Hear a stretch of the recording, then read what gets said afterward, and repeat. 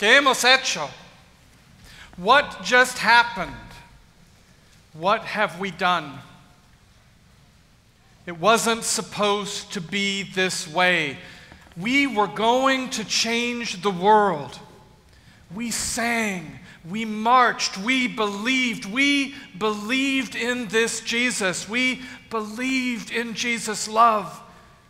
We believed this love had the power to change the world, to change a world that uses a different kind of power. The power of oppression, the power of despair, the power of fear. We believed that this love could set us all free from that power. And yet we knew the truth of Frederick Douglass, that power concedes nothing without demand. We knew the truth of Monica Coleman, that salvation is the insurrectionary and revolutionary process of challenging the status quo and demanding equality and inclusion. Power concedes nothing without demand. Salvation is an insurrectionary and revolutionary process. It is not enough just to love. We must love in a way that demands the end to all that does not love. We must love in a way that demands that the powers that oppress stand down. If our love is to save us, then our love must be insurrectionary and revolutionary. And so we sang.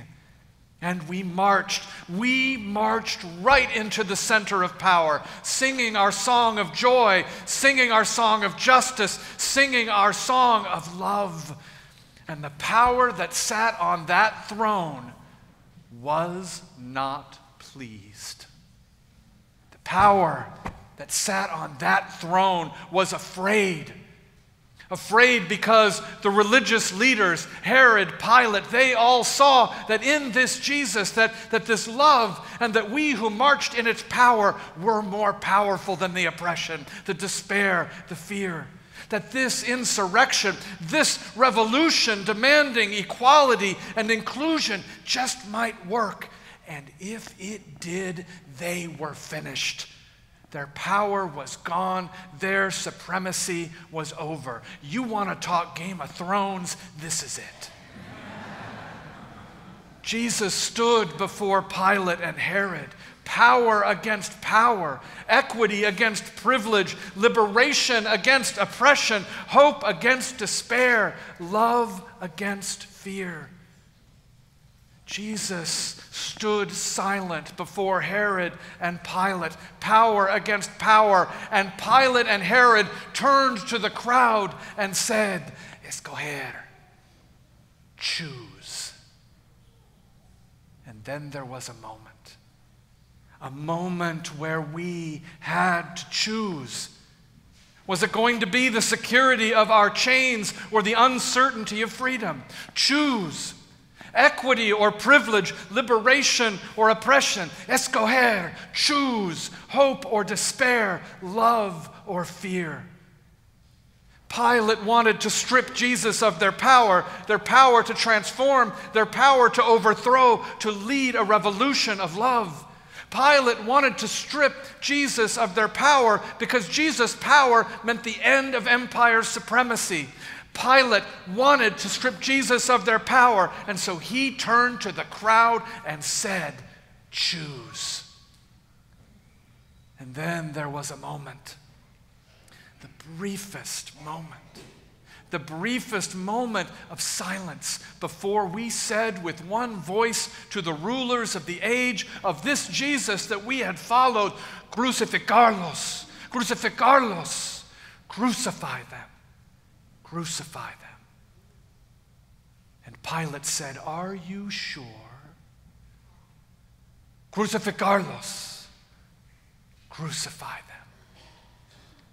And so Pilate pronounced the sentence. We were there, we saw it, we were a part of it. The sentence was pronounced on the city hall steps, but the crucifixion happened in the church.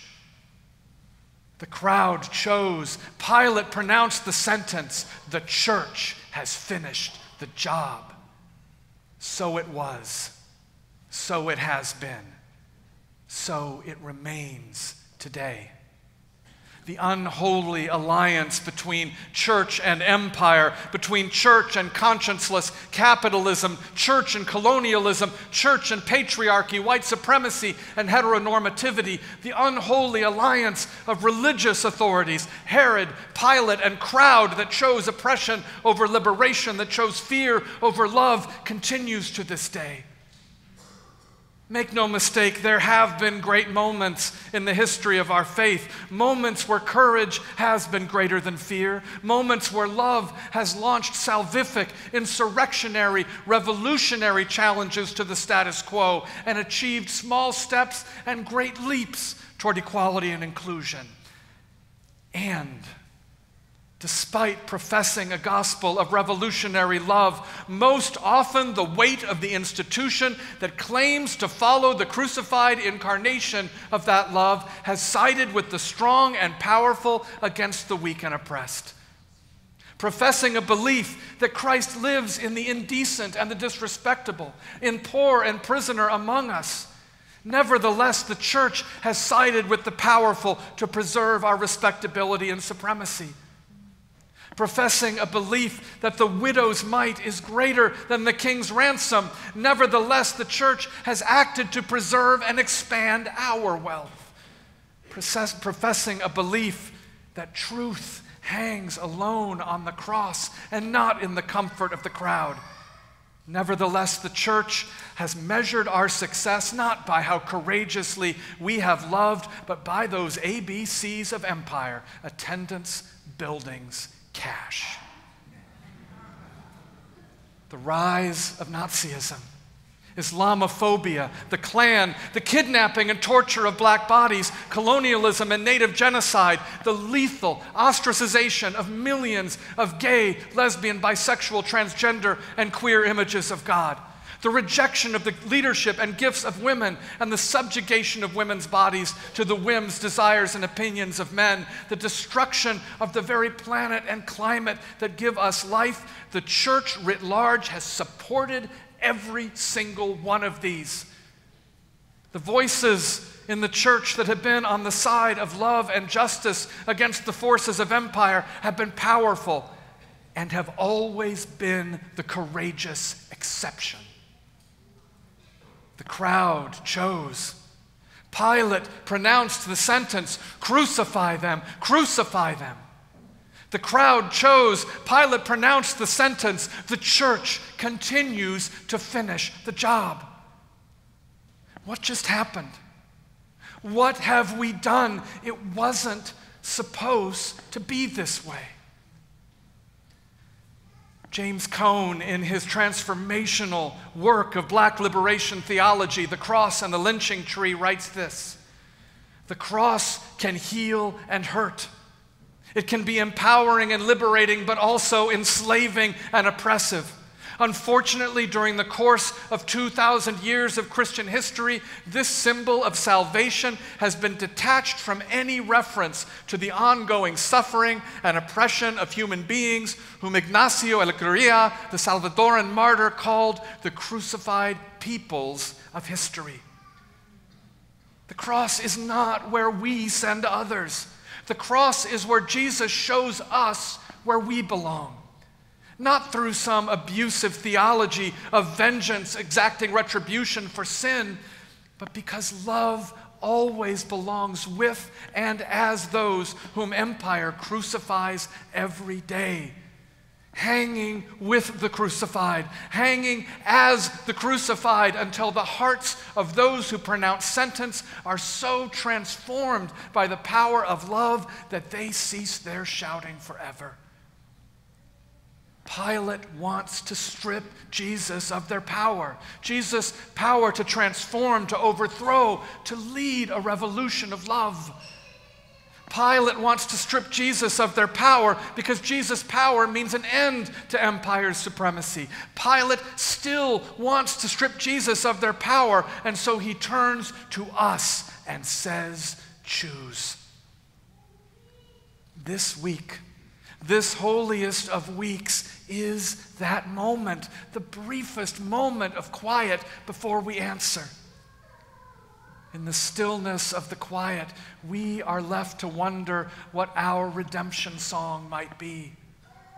In the stillness of the quiet, we are left to wonder how we might become insurrectionists and revolutionaries for love, how the church might be, as Oscar Romero said, a humanizer of every legitimate struggle to achieve a more just society that prepares the way for the true reign of God on earth.